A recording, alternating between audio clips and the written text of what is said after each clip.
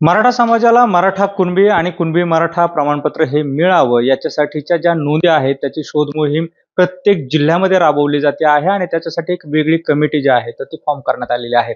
अहमदनगर जिल्ह्यामध्ये जवळपास 57,000 अशा नोंदी ज्या आहेत तर त्या सापडलेल्या आहेत, प्रमाणपत्र सापडलेले आहेत आणि ह्याचं मूळ जे शोधण्याची शोध मोहीम जी आहे तर ती मोडी वाचनापासून होते आहे आणि या मोडीचा अभ्यास करणारे जे आहेत संतोष यादव सर आपल्यासोबत आहेत, ज्यांनी मुडीवरती प्रचंड अभ्यास केलेला आहे आणि त्याचा फायदा जो आहे, तर तो या नोंदी सापडण्यामध्ये होत असतो. सर, सगळ्यात पहिल्यांदा मुडीचा किती फायदा होतो आणि आपण कसं या मुडीचा जो आहे अभ्यास सुरू केला? मुळात मोडी लिपी जी आहे, ती 1930-40 पर्यंत त्याच्या नोंदी सापडतात आपल्याला. म्हणजे त्यात लिहिलेलं ते आहे. हे मोडी लिपीतच बरेचसे आपले दस्त आहेत. जर जुने तुम्ही सातबारे, फेरफार, अ, पक्का बुक म्हणू आपण त्याला, हे अनेक पुरावे पूर्वीचे मोडी लिपीतले आहेत. जसं आपण देवनागरीकडे आलो, तर पूर्वी आपली ही लिखाणाची भाषा ही मोडीच होती. हे क्लिअर. आणि ऐतिहासिक वस्तू संग्रहालय संशोधन केंद्र हे एक संशोधन केंद्र आहे. जिथे ह्या मोडी असेल, पर्शियन असेल, उर्दू असेल, या सगळ्या लिप्यांचा, भाषांचा अभ्यास इथं केला जातो.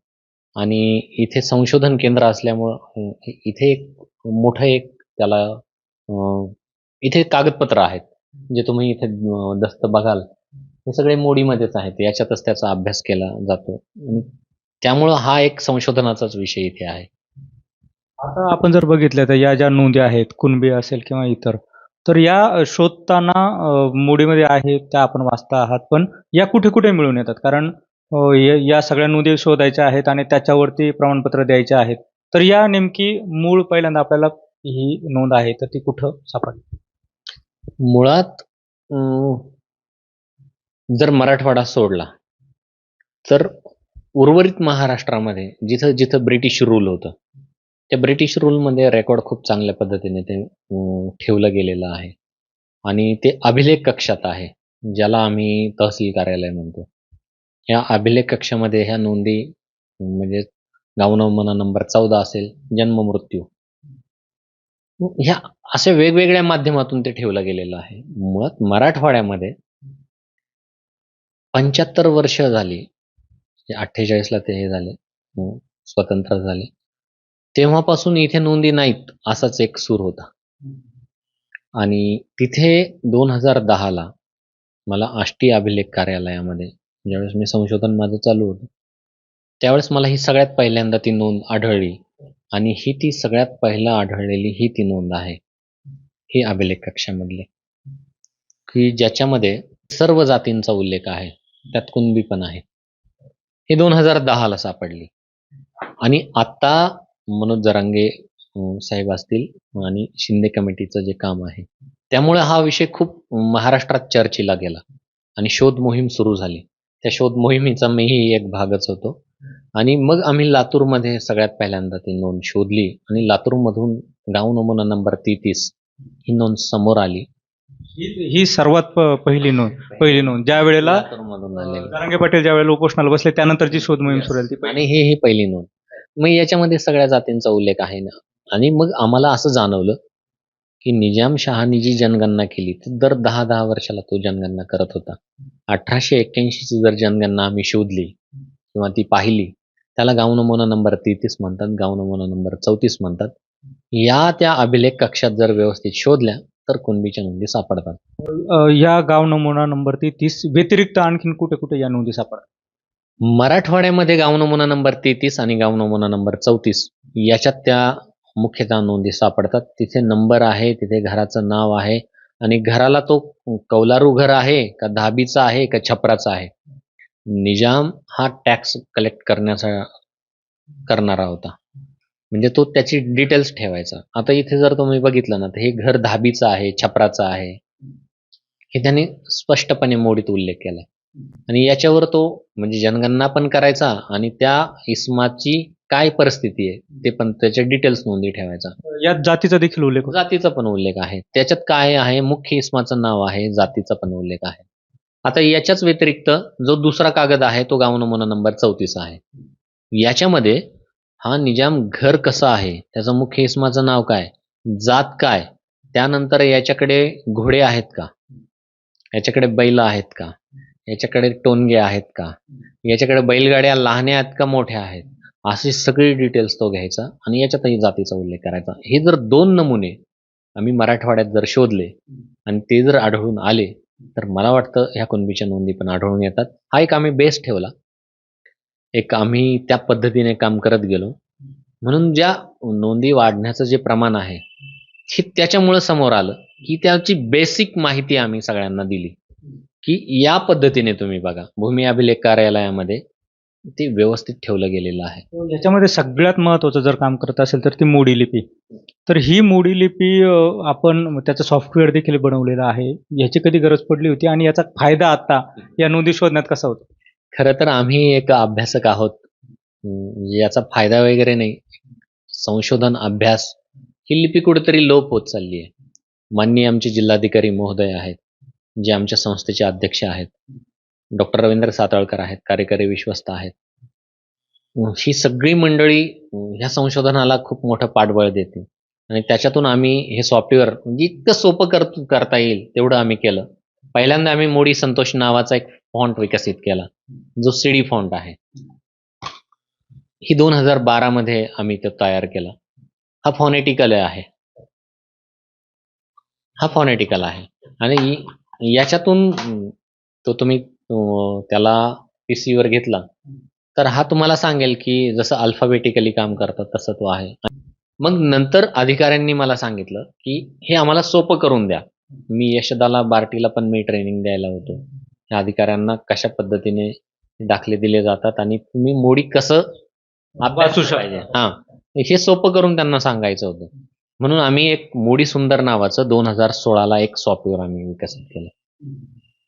हे सॉफ्टवेअर कसं एक्झॅक्टली वर्क करतं आणि कसा फायदा होतो ते जरा आम्हाला हा एक पेन ड्राईव्ह आहे.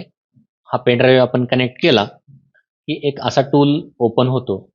मी तुम्हाला इथे काही नावं टाकून दाखवतो. आता मी त्याला सांगितलं मराठे कसं असेल, मोडीत कसं दिसेल, हे मराठे. मी त्याला सांगितलं की कुणबी कसं दिसेल, तर तो लगेच सांगेल कुणबी हा शब्द असा दिसेल. म्हणजे इवन हे कुणबी मराठीच नाही, तुम्ही त्याला काहीही विचारा, तो तुम्हाला लगेच सांगेल की मोडीत हे अशा पद्धती दिसतील. समज मी त्याला सांगितलं की एबीपी माझा,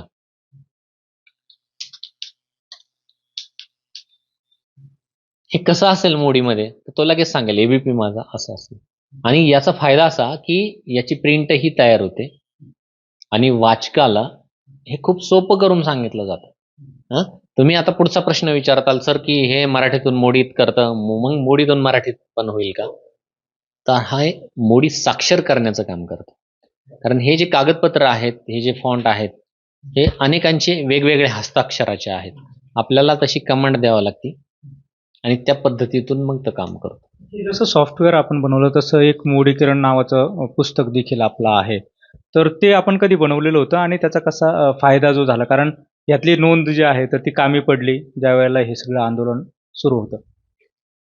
हे पुस्तक 2021-22लाच हे ऐतिहासिक वस्तू संग्रहालयाने मोडी किरण नावाचं जे पुस्तक आहे ते प्रकाशित केलं आणि हे विद्यापीठ लेवलला कसं उपयोगी ठरेल एवढाच आमचा उद्देश होता. कारण इतिहास विभाग जिथे जिथं आहे तिथं तिथं मोडी, पर्शियन, उर्दू ह्या लिप्या आजही शिकवल्या जातात आणि त्यांना एक मार्गदर्शन गाईड हवं होतं ही मोडी शिकण्यासाठी.